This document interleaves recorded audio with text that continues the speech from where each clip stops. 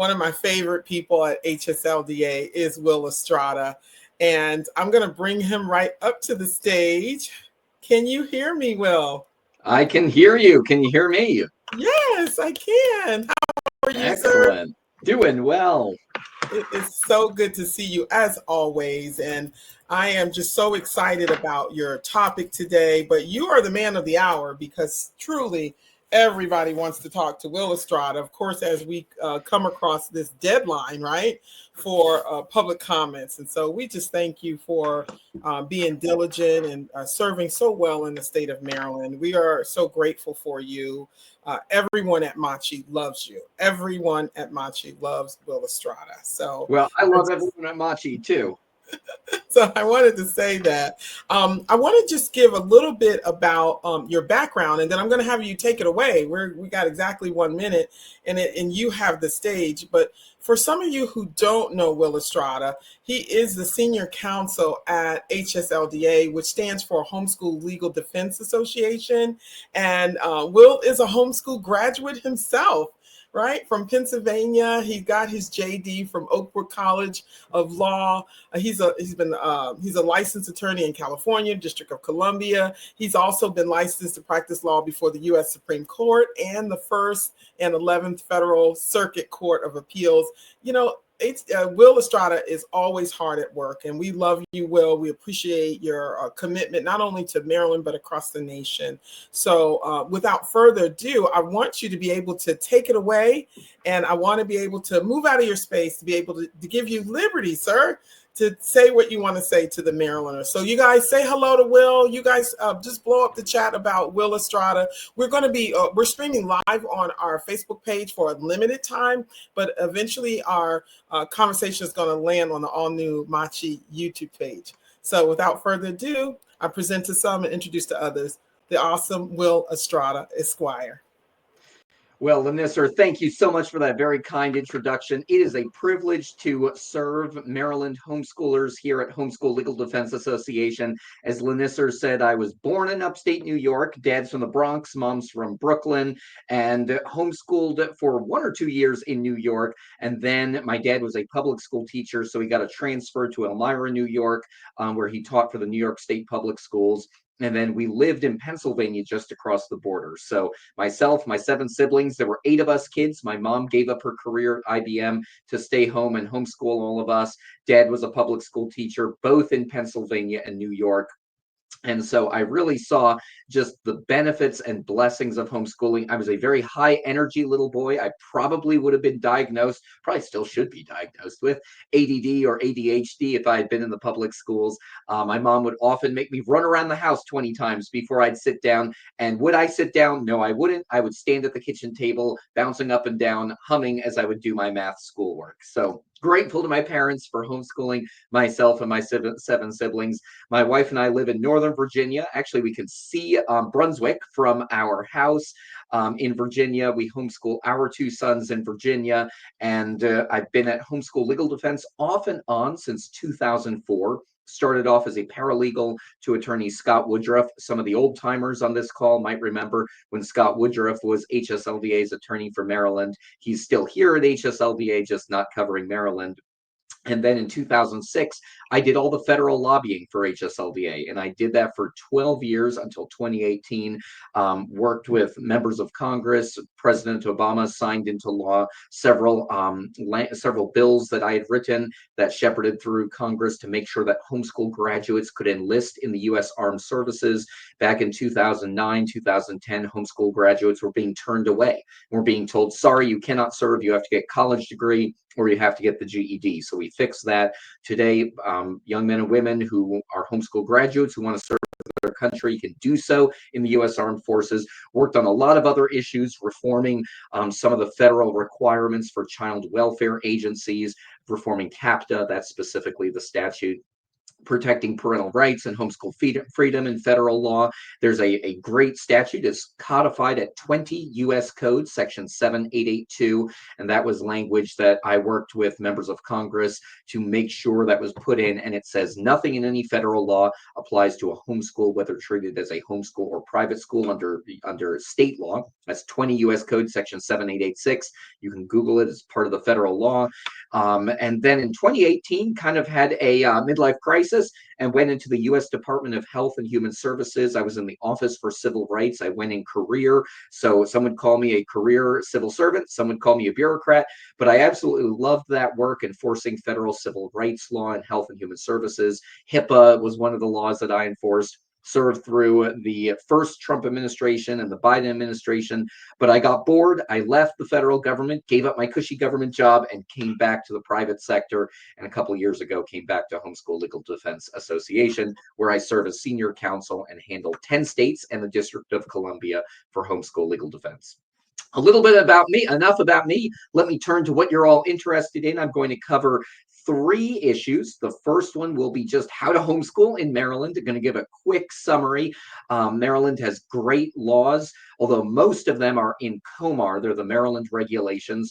Then I'm going to talk about some of the issues that we've seen recently in Maryland. And then what you're probably all, as Lanissa alluded to, what you're all interested in, these COMAR regulations. Is it time to freak out or is nothing happening? So I will save some time at the end to talk about that. All right, let's see if I can share my screen, because they say a picture is worth 1,000 words. So give me a minute. I want to share the screen and I'm trying to figure out how to do this. Aha, I think I got it. Bear with me. Cue up the music. Struggling to find it. Give me 1 second. Why can't I find this? That's not the document I want. Entire screen. You know what? I think I see the problem. 1 second. 1 second. Thank you for your patience, my friends. All right. Aha, here we go. All right. This is our Maryland legal summary for Homeschool Legal Defense. And Lanissa, jump in if I'm just going to pop back in to make sure you guys are all seeing this, because it would be frustrating if I'm talking about it and you're not seeing it. It looks like you're all seeing it. Okay, good. So I think also let me just state, if you are you can email me if you want to see this in greater detail. So my email is simply will.estrada@hslda.org. I want to make sure that I have tons of resources so that you can dig into this yourself if you want to. This is our quick Maryland legal summary. You'll see right at the top the statute. In the compulsory attendance statute, Maryland Code annotated in the education chapter, section 7-301A, that is where homeschooling is legalized. And you can see right here, the homeschool statute, public school attendance is not required for a child who is receiving regular, thorough instruction during the school year in the studies usually taught in the public schools to children of the same age. Homeschooling is not in the Maryland Code, but that language has been broad enough to find a legal right to homeschooling. And interestingly enough, in the U.S. Supreme Court's decision, Mahmoud versus Montgomery County, you'll remember that was a challenge to a Maryland public school curriculum opt-out brought by Muslim, Jewish, and Christian parents against Montgomery County. Maryland, U.S. Supreme Court struck down a policy of Montgomery County. In one interesting sentence, the U.S. Supreme Court said homeschooling is legal in Maryland, and they cited to this statute. So it was actually the first time that we've seen something of that magnitude just underscore that homeschooling is legal under state law. That's all that the Maryland legislature has said, however. So the Maryland Department of Education, going back to 1987, enacted homeschool regulations, and these are in Title 13A of the Code of Maryland Regulations. We call them COMAR for short. It's kind of hard to find these COMAR regulations. I know they are on the MACHE webpage, but if you can't find them, you can also email me at will.estrada@hslda.org, and I'd be happy to send them over. So there are several ways you can homeschool in Maryland under the COMAR regulations. The first one that's very common is, we call it option one simply because it's our first one that we have there. And this is portfolio option. So you as a homeschool parent would send in that notice of consent form on the Maryland Department of Education, on the MACHE webpage, on the HSLDA webpage at the beginning of your homeschool program. You sign some information, and then that's a one-time filing to your local school district superintendent. Importantly, under the portfolio option, you have to keep a portfolio including relevant materials such as instructional materials, reading materials, and examples of the child's writings, worksheets, workbooks, creative materials, and tests. And it has to demonstrate that your child is receiving regular, thorough instruction in the required subjects. We get oftentimes questions of, do I have to date my work samples? How many work samples do I need to include? And I always tell people the key operative language is regular and thorough. So you do want to provide a lot of that information. Going back up to the top, what are the required subjects that you have to provide? These include English, math, science, social studies, art, music, health, and physical education. Obviously, you do not need to teach the same curriculum as the public schools, just the same subjects. Another important thing to keep in mind is that the portfolio of work samples can be reviewed by a school district up to 3 times a year. That review has to be at a mutually agreeable time and place. Oftentimes, we've had issues with school districts where they're kind of forcing families to go on a particular date. Families can push back, but it's a kind of a gray area in the COMAR regulations. So I always recommend that families are cautious on how much you push back, because mutually agreeable, it's not whatever the public school says, it's not whatever the family says, but mutually agreeable. Another best practice, I've been with families to portfolio reviews, particularly in Allegheny County on the far western side of Maryland, where we've had issues in the past. I always encourage families, don't bring your children with you. While you might want to, and if they're superbly behaved angels, my children would not qualify, even though I love them very much, you probably don't want to bring them with you to the portfolio review. Let this be some of you, some me time as you as a parent, get a cup of coffee, have everything organized, and then show up, get some childcare for your kids as well. It usually does not take a long time, but it's a chance for you to educator talk with the public school official who's reviewing your portfolio. And then many of the portfolios have now become virtual, and that really makes it even more important that it be very organized by subject, by date, so that the reviewer, as they're clicking through the links that you upload, that they don't miss anything. One final thing, this is in number 4, bullet point 4. There was a requirement that families had to allow a school official to observe instruction, but this was thankfully repealed during a COMAR regulation change on August 12th of 2019. So think of it, 6-7 years ago, families had to let school officials watch their children receiving an education, but thankfully that was repealed and is gone. There's also some language about if your portfolio is deficient. It's why I always remind people, if you get a deficiency letter, treat that as a red alarm, a red alert, 3-alarm fire. You want to make sure that you push back and provide them information so that you're not deficient. If you are not an HSLDA member family and you receive a deficiency notice, strongly encourage you to join HSLDA or talk to a Maryland attorney, because there is some legal issues, and technically under COMAR, if the deficiency is not remedied, the school district could say that you have to cease homeschooling. I have never seen that happen. HSLDA would, of course, vigorously defend an HSLDA member family, but that's why it's so important not to let that deficiency grow. All right, just popping back real quick, because I have eternal insecurity to make sure that people aren't blowing up comments saying they can't see it. Good. No comments, so it looks like the sharing is going well. All right, jumping back in here. I think that's enough to talk about portfolio review. That's a popular option. There have been many school districts that have been really, I would say, cracking down on portfolio reviews and have been more strict. There's a lot of gray area in the COMAR regulations about a portfolio review. So I always tell families, I strongly recommend treat the portfolio review seriously, have a well-built portfolio, an organized portfolio. Obviously, even unschoolers can have a portfolio, but sometimes you want to take a little bit more attention if you're not using an organized curriculum as more of student-led or unschooling approach to really show that you're covering all of those required subjects regularly, thoroughly in your portfolio. And then if you are an HSLDA member family and you're nervous, you can always give us a call. I'm also happy to join Maryland families for their portfolio review if you are under portfolio review option. Second option, and this is the church umbrella option. It's also a very popular option. The very first thing I always tell people is even though the regulation says church umbrella, it is not just a church. The First Amendment to the United States Constitution, Maryland Constitution and Maryland law, judicial precedents, and even just the history of Maryland as a place where persecuted, particularly Roman Catholics, would go when our country was being founded and settled, really show that it does not have to be a church, does not have to certainly be a Christian church. It can be any house of worship, so a mosque, a synagogue, a temple, a reading room, a church, etc., etc. But it does have to be an organized house of worship located in the state of Maryland. So if you're outside of Maryland, that's probably not going to work. And generally, there have to be IRS, 501c3 filings, that IRS letter of determination.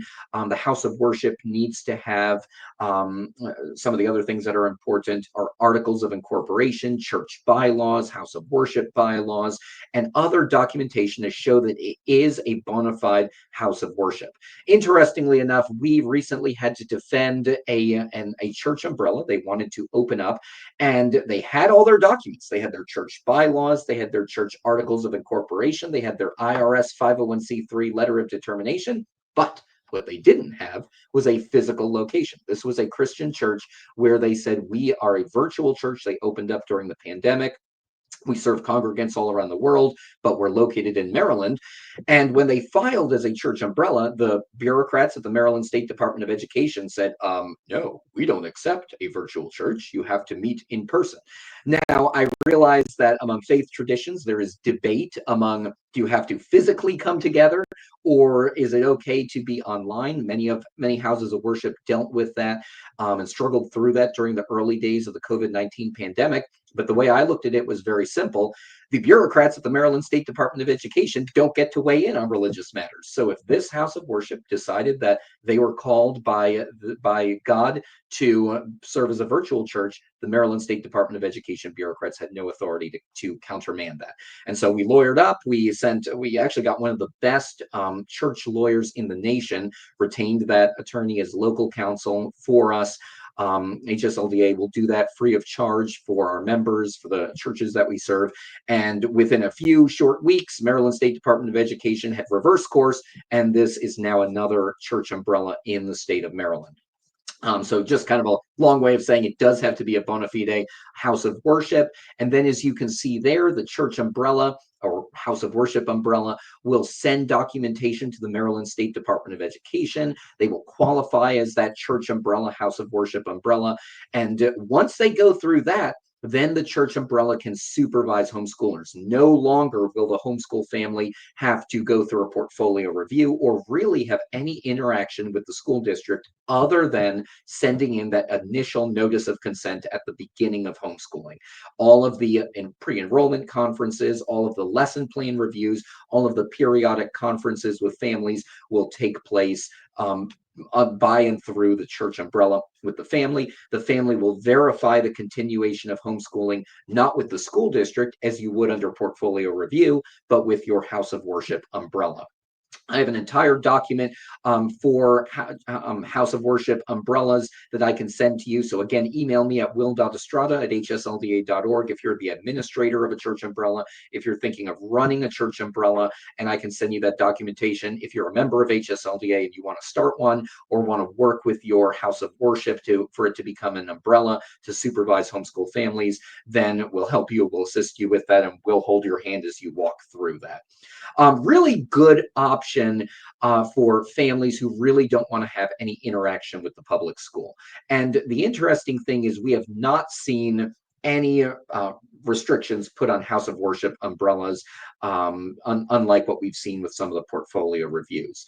There's another option, as you can see here. This is the church exempt school umbrella option, and it's usually if a church exempt school, if a church has a private school affiliated with it, and then it's another way that families can have their children educated, a little bit more high level of supervision and regulation from the church exempt school, but it's another very good option for families. A little less common than the church umbrella and the private school, or I'm sorry, not private, the portfolio review option, but another option.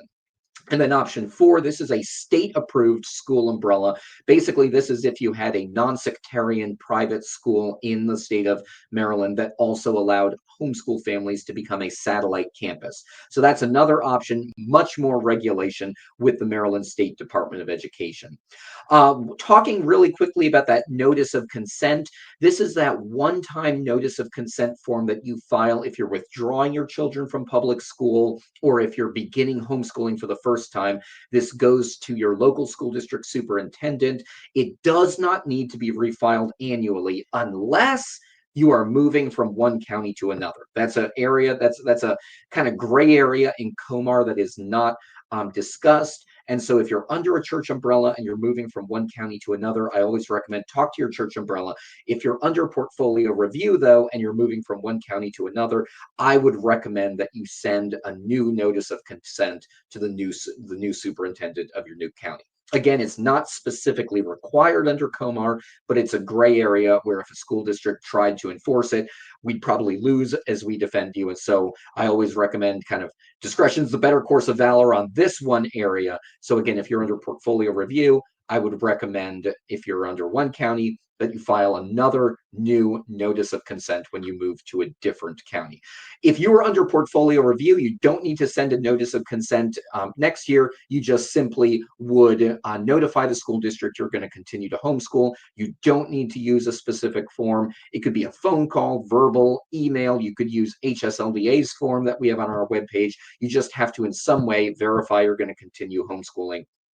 If you are under your house of worship umbrella, that verification goes to your local house of worship umbrella. All right, that kind of covers it.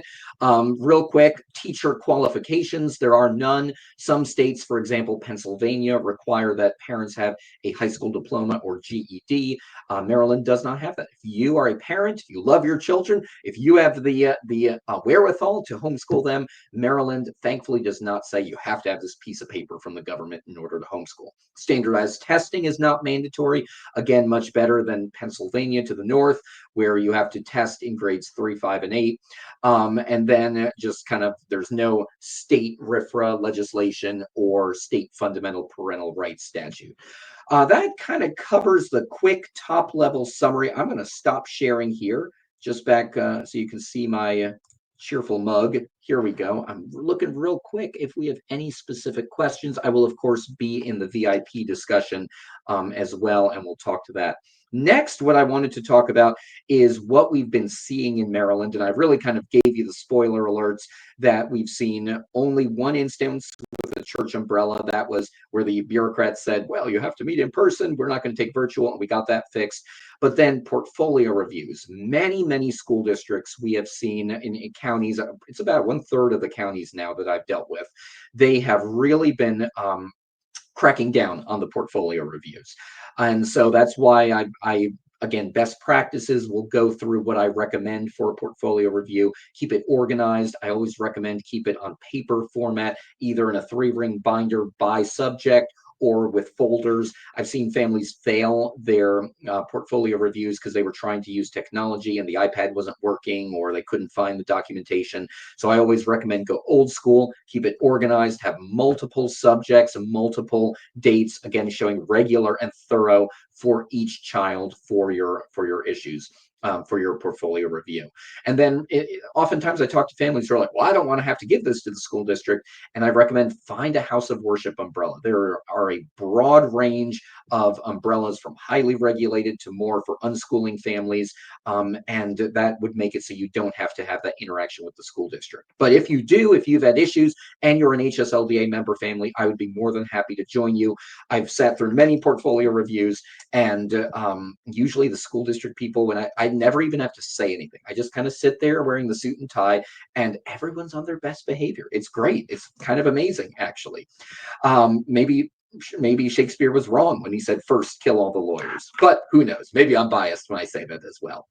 Another thing to keep in mind on the portfolio review, just kind of by way of closing that, and then going on to the next issue, is lots of times I have noticed the portfolio reviewers are, shall we say, elderly public school teachers. I mean, I'm talking 60, 70, 80 years old. I've seen them. And these are the public school teachers who, you remember as Mrs. Smith in third grade, who would be very strict, have a twinkle in their eye, though, but they really, truly love the education of children. And I've seen these kind of grizzled old educators almost break down in tears when they see work samples, even if it's just the child signing their work sample in cursive. And they're like, you're teaching cursive? Nobody teaches cursive anymore. I want to sit in your class, sort of thing. They like that. So handwriting, they like a lot. Cursive, they melt over. And then they love when kids are doing, when there's something in the portfolio of either music or a foreign language. It doesn't have to be expert, but if they see that you're teaching music, if you're teaching handwriting, cursive, and if you've also got some other language, even just briefly, they melt over that sort of thing. They love seeing pictures. They love seeing field trips as well. So I always encourage parents, take a picture, either print it out if it's digital, or get the old school Kodak. I think I just saw Kodak is going bankrupt or something. Old school print camera, and include those in your portfolio as well. So little tip to kind of melt the hardest heart of stone when you're doing a portfolio review. And then finally, we have seen a lot of school districts recently that are mandating that families use a particular form. We've seen some school districts, they redo the notice of consent form. The notice of consent form is an official Maryland State Department of Education document that was last updated in 2017. Thankfully, they've not put any changes on it. And it's really the bare minimum. It doesn't require a full date of birth. It's month and year, doesn't require email address. So it's a pretty basic document. That's the document we have, the notice of consent form that we have on our HSLDA webpage for members, is what MACHE has.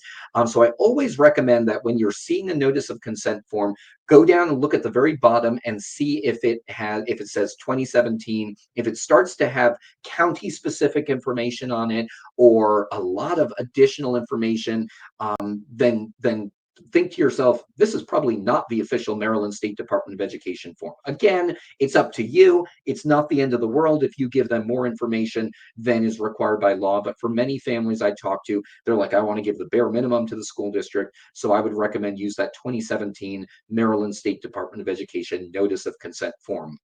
I've had a couple school districts recently that said, no, you have to use our specific form. After we contacted them, they backed down. We have also seen some school districts that are saying you need to register your children online. And often these are the public school registration enrollment forms that are all online. So they have a host of information that is not required under the COMAR regulations. So I strongly recommend do not use those online portals. Again, up to you if you want to, but every portal I've seen has far more information than is required. And I'm a little bit of a suspicious person by nature. And so deep down, I'm wondering if they are actually conflating public school enrollment numbers with homeschool enrollment numbers. So some of these public schools are going to Maryland State Department of Education and padding their numbers and saying, look, we have so many students, give us more money. And that won't happen if you use the old school Maryland State Department of Education notice of consent form and decline to use the online registration form. So we've had to push back on many school districts. Some of them have been a little belligerent back to us, but none have actually gone after a family who didn't want to use one of those online registration forms. Again, though, I always say you are in charge. We here at HSLDA are here to kind of just give you our recommendation and then defend you. But there are families I talk to who are like, I don't mind using the online registration form. It's easier for me. And you are in charge. You're the homeschool parent. I trust your decisions and what you want to do. All right, now okay, so I don't see any questions popping up, but of course I will be in a few minutes having the VIP access, and then that's your chance to stump the chump and ask me lots of other questions. So what I'm going to do now is share my screen again, because, well, I'll give a quick background. So we talked about COMAR, how it was first promulgated in 2017, and all the changes since 2017 have been more positive. So giving greater freedom to homeschool families. The last time the COMAR regulations in 13A, the homeschool COMAR regulations were amended, were in 2019, and that was to remove the requirement for portfolio review families that if the school district requested it, you had to let them watch your children having instruction, which is really, really bad. It caused a host of issues and added to the stress of homeschool families when they were doing portfolio reviews. Also, kind of Fourth Amendment issues of, can a school district official come into your home? Most families would actually drag their kids to the portfolio review, have them do some schooling right there in front of the portfolio reviewer. But again, think of it, very stressful for the kids, stressful for the parents. They're in a new environment in front of a stranger, basically having to do schoolwork on demand. I know, as a lawyer who's been doing this for many years, I wouldn't want to be writing a brief with, Supreme Court Justice overlooking my shoulder. I'd feel pretty nervous doing that. So I'm glad that was taken out. But there have been no amendments to COMAR since then. And I think it's important. We talked about the law versus the regulations. It's important to note that when a regulation is going to be changed, well, I'll back up again. First of all, everyone should show their kids the Schoolhouse Rock, I'm Just a Bill. Remember, it came out in the 1990s. You can literally Google Schoolhouse Rock, I'm Just a Bill. It's a little music video with a little cartoon bill, and it goes through in about 5 minutes how a bill becomes law. And I was joking around about it recently, and I realized my kids had never seen that. So I showed it to them, and they were amused. And my wife was actually like, I learned a lot doing that. My wife is an artist, opposites attract. I'm the lawyer. She's the artistic person in our home, and she also does a lot of the homeschooling with the kids. But so I digress. But by way of background, laws, we all know how they go through. And if you don't, Google Schoolhouse Rock, I'm Just a Bill.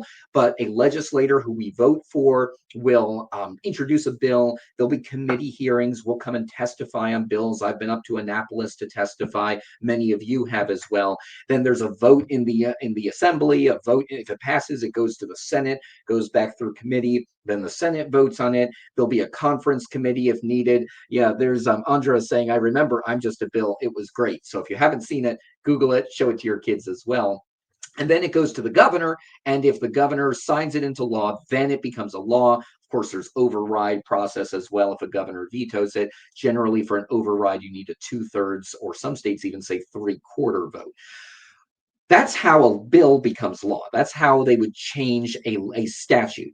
Regulations are different. Regulations can be changed by unelected bureaucrats at the Maryland State Department of Education, or really any federal or state agency, doing what's called a notice and comment process. When I was in the U.S. Department of Health and Human Services, I was heavily involved in regulations, drafting HHS regulations, promulgating what are called notices of proposed rulemaking, where you say, we're thinking we're going to make these changes. Here are the changes. Please let us know what you think. Then under the Administrative Procedures Act, and all states, including Maryland, have their own state APAs, Administrative Procedures Act. You have to leave those comments open. You have to listen to the comments. You don't have to follow the comments, but you at least have to show that you reviewed and took those comments into consideration. And then you submit a final regulation, and that becomes the COMAR regulation, for example. It's a long drawn-out process, but interestingly enough, unless the legislature has the votes to get involved, our elected officials are really not involved. It's under the executive branch, in this case, the governor. So we watch the COMAR regulations very closely. And you know what? I'm going to actually share my screen real quick here. So give me a second. Yes, that's what I want to do. All right, sharing screen in 3, 2, 2.5, 1.5. Where's my computer? Un momento, por favor. All right, sharing does not seem to be working here. Let me try again.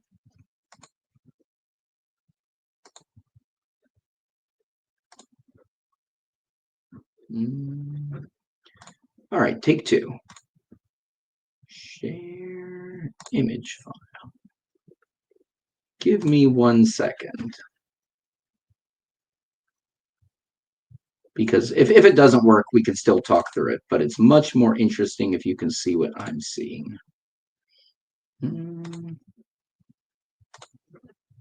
Final, oh, there we go. Here we go. Okay, great. Operator error, sorry. So in May, Lanisser and the MACHE team and I came across as you can see in the bottom, in the Maryland Register, Volume 52, Issue 10, Friday, May 16th, a notice, not of proposed rulemaking, not of final regulations, not even of notice and comment, just a notice that every 8 years under the Maryland Administrative Procedures Act, there is a regulatory review and evaluation. And it just so happens that they are up to the COMAR education regulations. You can see right here the ones that we know and love when it comes to homeschooling. So subtitle 10, home instruction, 13A 10.01, which would include the 5 specific regulations dealing with portfolio review, return to public school, deficiency, home education under a church umbrella, et cetera, and this is one of them. You can see also that there's a lot of other regulations that are up for review in the entire 13A code. So that was our first indication that something was going to happen, but again, it's something that happens every 8 years.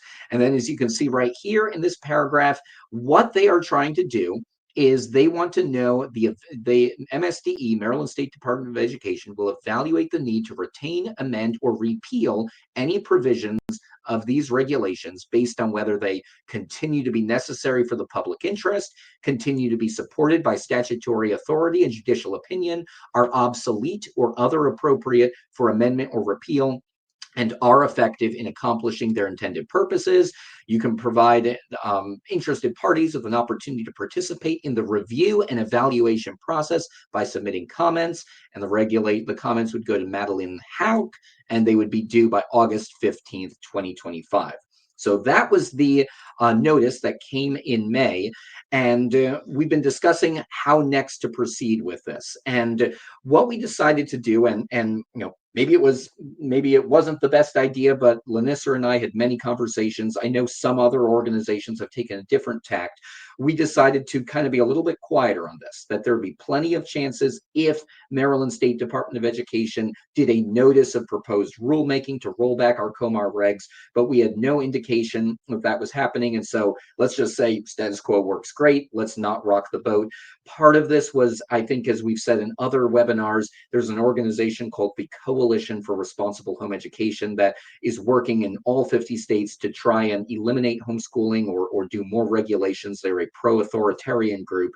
And so I didn't want to give them too much advance notice that they could tell the Maryland State Department of Education to take away some of our freedoms.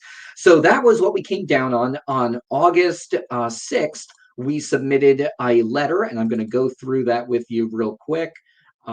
Here, let me just pull it up. Again, picture's worth 1,000 words. So I'm going to share my screen so you can see this, if it will let me. 1 second. I think I might still be sharing my screen. Oh yeah, there we go. 1 second, share screen. You can see quickly enough that it's probably good I stayed in the legal sphere and not the technology sphere. All right, so we sent the letter to Madeline Hauk, regulatory review.msde@maryland.gov, and it was a very simple letter. We went through our introduction of what HSLDA does. I write to you today regarding a recent publication in the Maryland Register stating that the department is conducting its regular review. And then this is where I go through the history. These sections of the Maryland regulations were first adopted by the department in 1987, and they have worked for families, children, and the public schools in Maryland since then. We respectfully request that the department make no changes to these sections. Homeschooling is thriving and growing in Maryland. There are estimates of massive growth in homeschooling. It is diverse and pluralistic, and particularly growing in communities of color, and it has been established by the Maryland legislature as a legal alternative, homeschooling has, to satisfy Maryland's compulsory attendance statute. And we kept it very simple, and of course copied in the great Lenisser James, executive director of MACHE. So that is what we have sent out. It was very simple. Of course, kind of keeping our powder dry in case we need to do a much bigger argument as well. But we're very pleased with kind of that simple approach. And then we have a big email getting ready to go out in just a little bit that's going to explain our letter, give you all information. So I do realize that other organizations have been saying that there's danger approaching and that this is a pretext from Maryland State Department of Education to put more regulations on homeschooling. A lot of these are friendly organizations, so I don't want to badmouth them. I have not seen any evidence, though, that there is any nefarious attempt to regulate homeschooling. I think this is just kind of a standard review. Look, at the end of the day, and I was one, so I can say it, unelected bureaucrats have a lot going on. Maryland State Department of Education in particular is still grappling with how to respond to the MACHE decision from the U.S. Supreme Court when it comes to some of the curriculum that are in the public schools that are very controversial, and particularly religious parents have objected to as well, like what we saw in Montgomery County, dealing with LGBTQ issues and that sort of thing, sex ed issues and others. So I personally don't think that they have any interest in having a huge battle and opening up homeschooling. I think in general, the public schools and the homeschoolers all kind of agree that the COMAR regulations are workable. Are there changes I would like to see? Absolutely. I'd like to make it much easier. But you know, where we are in Maryland right now, I think it's probably something that we can work with, as we have for many years. So that's my 2 cents. Again, I think it's great if you wanted to click through the links of some of the organizations that have sent out emails and submit your own comments. You might say, we want to have public school access and sports and curriculars. That's fine. At HSLDA, we decided to take the tact, I know MACHE shares with this as well, of just not asking for any changes. We don't want anything from the government at this point, and we would prefer not to see the regulations reopened. I will be down in Annapolis. I think it's Tuesday, August 6th. I plan on going there. Although the deadline will be passed, I will, in the public comments, I'll say thank you for listening. Here's the letter that we sent. I'll have paper copies for the old school people at Maryland State Department of Education. And I'll say, as you now review the comments, we again reiterate what we said in our letter. There's no need to make any changes. So, all right, when do I expect? Let me take a few questions now, and then I think in just a few minutes we will break for the VIP access. So probably save some of those answers for then. But Andre's question, when do you expect the review will be complete? I actually don't know. In fact, let me share my screen again, if I can do that, if it will let me. Let me pull that up real quick for you, because there was something that was important that I think was interesting. Give me a second. Just thinking about patience the other day, and computers and technology force us to be patient despite what we may wish. Follow me for more TED Talks. All right, here we go. All right, so on this notice that I had previously up from back in May, you can see, let's see, it's up here. Yes, this is in that top bullet point. It might be really small, so I'm going to read it. And again, email me at will.estrada@hslda.org if you want to see a copy of this.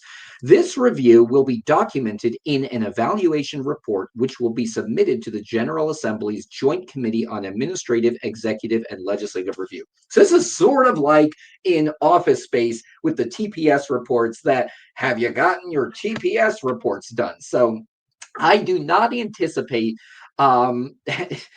a report anytime soon. I think it legit could be next year or even later before we see the report, unless it's just very basic of like rubber stamp, regulations work well. We don't need to make any changes. But again, this is going to a joint committee on administrative, executive, and legislative review. There's nothing in here that they even plan to do a notice of proposed rulemaking. So we have a lot of runway ahead of us.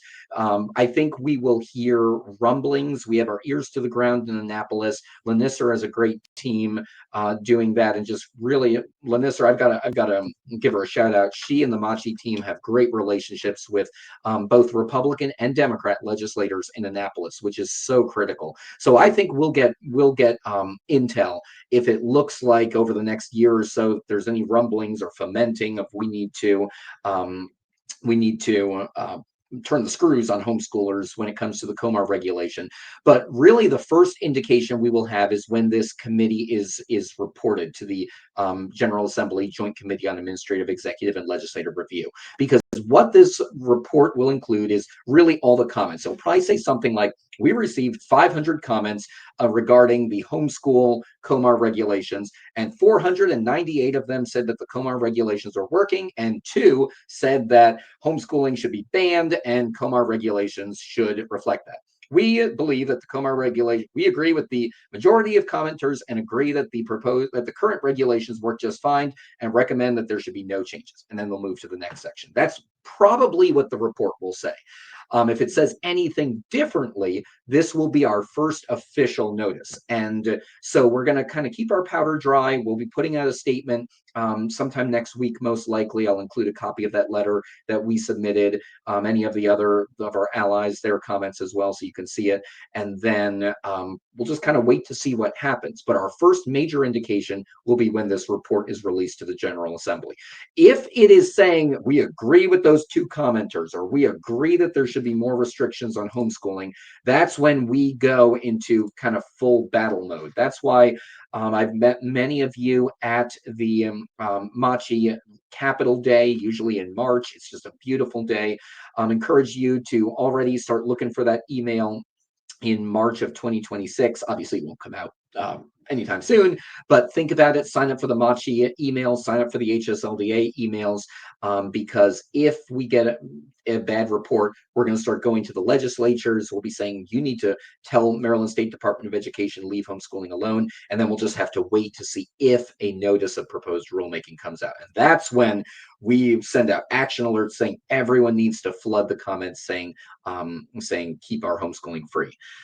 Let's see. It is 1:44, so I think I'll address Andra and Ashley's other questions in the VIP access. So if you're not in the VIP access, I don't know if you have to pay extra, or if do I get in the VIP access? I hope I do.